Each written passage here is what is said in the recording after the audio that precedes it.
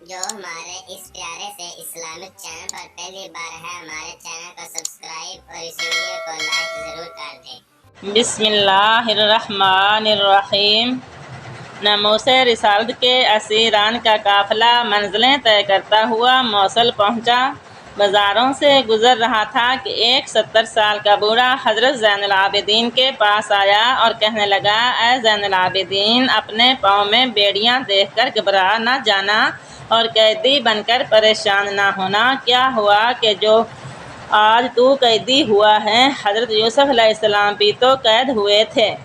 اس بوڑھے کی یہ بات سن کر عابد کی آنکھوں میں آنسو آ گئے اور فرمایا، بابا تم نے یہ بات تو ٹھیک کہی ہے کہ حضرت یوسف علیہ السلام بھی قید ہوئے تھے، مگر قید یوسف دی تے قید عابد دی، اس وچ فرق ہزاراں۔ یوسف قید اکلا ہویا، میرے نال نے پردے داراں۔ 40 سالاں پچھوں یوسف مل پیا باپ تے بھائیاں، پر روز قیامت تیکر پا گیا میرا باپ جدائیاں۔ رات اندھیری تھی اور کوفے کا ریگستان، اور وہ نیزہ جس پر امام عرش مقام کا سر اقدس تھا خولی کے ہاتھ میں تھا کہ اچانک خولی کے ہاتھ سے نیزہ چھوٹ کر زمین میں گر گیا۔ خولی نے بہت کوشش کی مگر نیزہ نکل نہ سکا۔ وہ حیران تھا اور قافلہ رک گیا۔ عمرو سعد نے پوچھا کہ قافلہ کیوں رک گیا ہے؟ تو خولی نے ساری بات بتائی۔ عمرو بن سعد نے شمر سے کہا، شمر سید عابد کے پاس آیا اور بیمار عابد کے جسم پر کوڑے برسانے لگا۔ جناب عابد نے ہاتھ جوڑ کر عرض کی، ابا جان، اب مجھ میں کوڑے کھانے کی ہمت نہیں رہی، خدا کے لیے آگے چلو۔ تو سر پاک سے آواز آئی، بیٹا میں آگے کس طرح چلوں؟ میری بیٹی سکینہ اونٹ سے گر پڑی ہے۔ دیکھا تو رات کے اندھیرے میں بچی سکینہ زمین پر لیٹی ابا حسین رضی اللہ عنہ کے نعرے لگا رہی ہے۔ سیدہ زینب نے اپنی گود میں سکینہ کو اٹھا کر دلاسا دیا اور قافلہ پھر روانہ ہو گیا۔ ایک صبح کو آل مصطفیٰ کا یہ قافلہ کوفہ کے قریب تھا۔ ایک بوڑھی اپنے ایک ہاتھ میں چند سوکھی روٹیاں لیے پکار رہی تھی کہ اے قافلے والو، خدا کے لیے ذرا قافلہ روکو۔ اس بوڑھی عورت کی فریاد پر قافلہ روک لیا گیا اور وہ بوڑھی عورت لکڑی کے سہارے عمرو بن سعد کے پاس گئی اور التجا کی کہ مجھے قافلہ کے سالار کے پاس پہنچا دو۔ عمرو بن سعد کے حکم سے اس بوڑھی عورت کو بنت علی رضی اللہ عنہ کے پاس پہنچا دیا گیا۔ بوڑھی عورت سجدہ کو دیکھتے ہی پاؤں میں گر پڑی اور عرض کی، اے پاک خاتون، میں مفلس ہوں، محتاج ہوں اور غریب ہوں، مگر پھر بھی جو کچھ ہو سکا ہے لے آئی ہوں، اگر قبول کر لو تو خوش نصیب ہوں۔ سیدہ زینب رضی اللہ عنہا نے فرمایا، اماں جی تمہاری اس تکلیف کا شکریہ کہ تو نے اس جنگل اور پردیس میں ہماری مہمان نوازی کی ہے۔ اور پھر پوچھا، اے نیک مائی بتا کہ تو کون ہے؟